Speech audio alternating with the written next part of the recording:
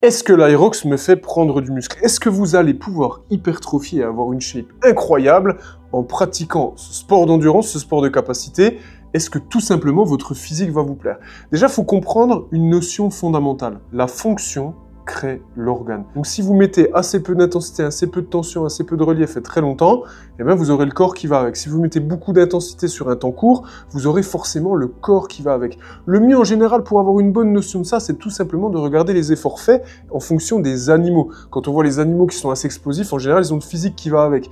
Et si on parle de course à pied, puisque c'est quelque chose qu'on va souvent voir dans l'Aerox, qui est une des activités principales de notre Aerox, regardez tout simplement les personnes qui font du sprint. Vous allez voir une différence physique importante, voire très importante, ne serait-ce qu'entre les personnes qui font le 100 et le 200 mètres, et même ceux qui font le 400. On va passer vraiment d'un pitbull hyper musclé à un lévrier, et si on va sur les longues distances, on va passer sur des chiens qui seraient encore plus fins. Vous comprenez l'adage et l'image que je veux vous expliquer. Donc revenons-en à nos moutons. Est-ce que l'Aerox va vous permettre de prendre du muscle? Et la réponse est oui.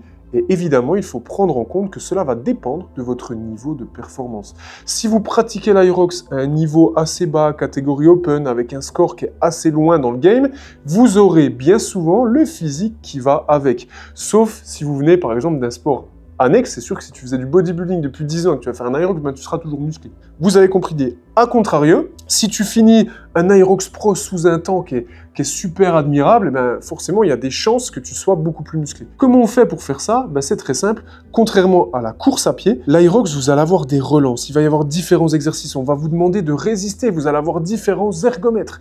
Vous allez avoir un travail de création d'acide lactique au niveau des jambes qui est très important. À la fin, vous finissez par 100 wall ball. Il y a les lunges, il y a le sled. Le sled est lourd. Il va créer vraiment énormément de tension et de dégâts. Et si vous voulez performer, il va falloir que vous puissiez faire un travail spécifique pour être capable d'accuser le contre-coup. Donc évidemment, l'Aerox, si votre programmation est bien faite, va vous permettre également de prendre en muscle. On n'est pas sur une activité uniquement de course à pied.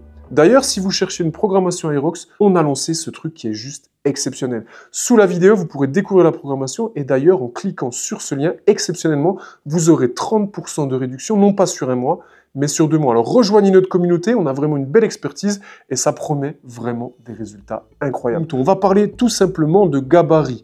Si vous prenez le meilleur marathonien du monde, il va plutôt faire entre 50 et 55 kg pour une taille, voilà, qui peut être plus ou moins grande, mais en général, ils vont plutôt faire 1m70, 1m75, maximum 1m80. Si on prend l'Aerox, un des champions du monde les plus connus, l'américain McIntyre, alors pardonnez ma prononciation, lui, on est déjà sur des gabarits qui sont différents. On va plutôt être sur du 1m88, 1m90, voilà, on est sur des profils qui sont déjà un peu plus grands, et en poids de corps, on dépasse les 90 kg, donc les mecs sont très solides. Prenez aussi l'exemple, alors après, évidemment, il a un gros vécu en dehors, mais des gens qui viennent de l'hybrid training, donc ils vont déjà avoir tendance à mélanger deux paradigmes opposés, à savoir de l'endurance et du travail de fonte, donc évidemment de la force, vont être sur des gabarits qui sont très intéressants. Franchement, Nick Barr n'est plus à présenter, mais quand vous regardez ce physique et ce niveau de performance, franchement, le mec est très très fort en course à pied. Quand vous le voyez faire du bench, quand vous le voyez déplacer des haltères, on est juste impressionné, on a envie d'aller s'entraîner avec lui et c'est ça qu'on cherche. Donc pour vous répondre, évidemment, l'Aerox, fondamentalement, va vous permettre de gagner en muscle. Par contre, gardez avec des pincettes ce que je vais vous dire. Ça va dépendre de votre entraînement, de votre engagement, de votre nutrition. Tous ces paramètres-là, évidemment, sont très importants. Et ne me confondez pas mes propos. Demain, si tu veux prendre uniquement du muscle et que c'est ton but principal, ne fais pas de l'Aerox, va plutôt faire de la muscu, évidemment. Si ton but, c'est de ne pas être trop musclé et que tu veux justement être très très fort en course à pied, ben, ne fais pas exclusivement de l'Aerox, va justement faire de la course à pied. La fonction crée l'organe. Si vous voulez performer en Aerox, vous pourrez être performant en course à pied, être endurant, être fit et également prendre en muscle si vous vous entraînez bien.